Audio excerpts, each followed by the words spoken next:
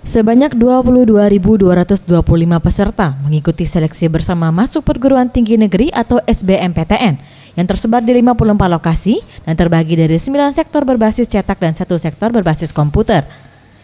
Zainuddin Nawawi, Wakil Rektor Unsri, mengatakan, untuk tes ini setiap peserta mewajibkan membawa nomor ujian serta ijazah beserta surat keterangan lulus. Untuk tes berbasis komputer, disiapkan 180 tempat duduk, sisanya berbasis cetak, dan kuota penerimaan calon mahasiswa sebesar 30%.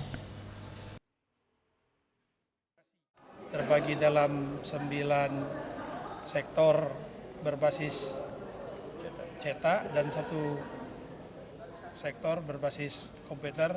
Nah, khusus yang berbasis komputer ada 180 tempat duduk atau terminal yang diselenggarakan di dalam kampus ini, tepatnya di Fakultas Kedokteran di kampus Bukit Besar.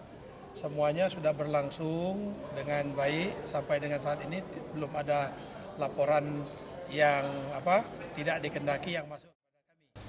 Pihak Unsri menegaskan jika ada yang terbukti sebagai joki dalam pelaksanaan SBMPTN 2018 ini akan ditindak tegas. Tim Liputan Sriwijaya TV.